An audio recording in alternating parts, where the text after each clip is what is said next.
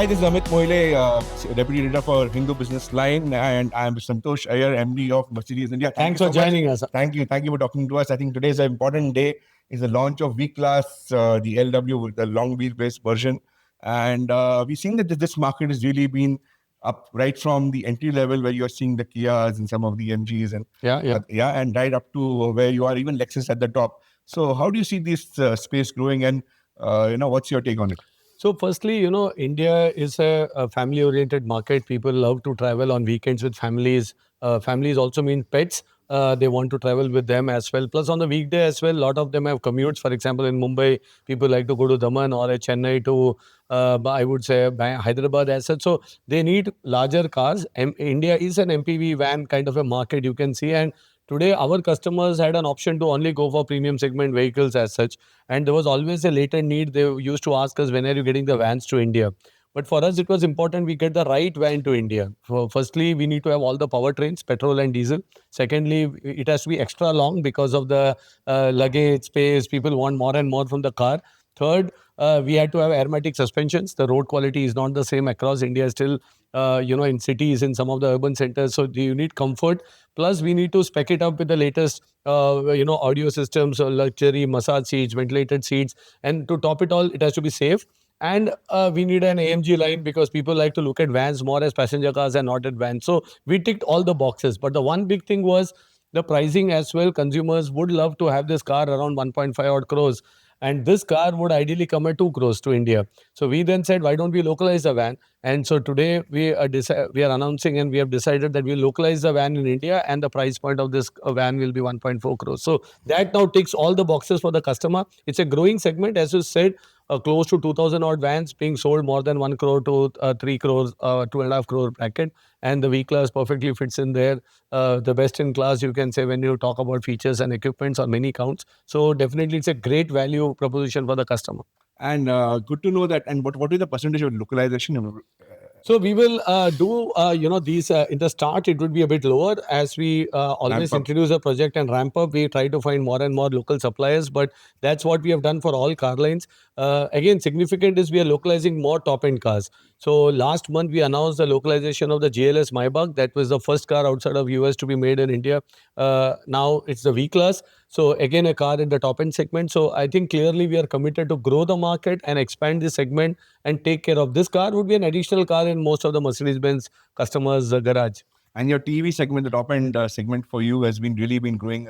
Last year, 11% growth on the top end segment. 1 out of 4 cars that we sell in India are all cars around 1.5 crores. So that clearly shows, plus I would say that clearly shows our customer profile and base very different and much more luxury, much more top end preferences for our customers. They say what would be the growth and what kind of numbers we can see for Mercedes-Benz and for the category also, because if you've seen that sales have been increasing, but penetration has not been catching up in that sense. So sure, I think firstly the overall market is growing at a rapid pace. If I look at the total market, even as of today, Jan, Feb numbers are out, it's growing at double digit, very strong growth on a 4.5 million car market. The luxury car market is a smaller one, 50,000. It always outpaced the total market in terms of growth in the past. But what has happened now after GST is the mass market prices have come down by 6 to 8%. And the luxury car prices have gone up by 2 to 4%. The reason being the forex, because a lot of these cars equipments comes from Europe. The euro is now at 107, 110 compared to 90s, which used to be 1 year back. So we are forced to increase prices. We did one in Jan, the second will happen in April. This car, we have said it's an introductory price, but if they book, then we will maintain that pricing. So we will not increase further. So we have to do these things to take care of customers. But on the other side, that's also a dampener on demand. So we still are confident this year will be a growth, optimistic of a growth. But we don't want to put a double digit or any number there because of the nature of the numbers. Where do you think we can? I think it will be still total luxury market still will be a single digit growth for the year. It won't go because, as I said, the prices will go up. And on the other side, the geopolitical sentiments, etc., may have any some number impact. that you might think of? I don't want to put a prognosis to a number because it's not in our hand. We are, of course, we are the largest player in the luxury car market, but still, there are many factors. Also, what others are doing, what new products come in. So, but we are optimistic the overall market should grow. And on electrification, when do we see the GLA electric? I think the news already is out. It's going to come in April. So, on electrification, in the top end, we already have a 20% share in our cars are all electrics in the top end segment. When you talk about entry, we didn't have the right portfolio as well. First time we will come up with a new CLA in the electric car portfolio, but that's more going to be a technology warrior than a price warrior. This car will be priced close to 60 odd lakhs or sub 60. We are looking at 58 to 60 kind of a bracket. 10th of March, we open the bookings. Oh, really? And yes, and April we launch the car as well to India. So we are committed to bring more and more cars. And the latest ones, this car has already the NVIDIA chipsets. It's the latest generation with our MB dot operating system. So we will give more and more equipment to the customer, but technically below 50 lakhs, Mercedes-Benz has vacated the space completely. Right, so we are only operating at cars more than 50. Right. And the EU FTA, do you think that's really helping in any way to to sweeten it up? What's your take? Surely, I think, see, first of all, FTA should not be looked just from a tariff perspective. If that was the case, we would not be localizing cars. We are still localizing cars, second in the year that we have announced now. So we have to see that both the economies would gain significantly with an FTA.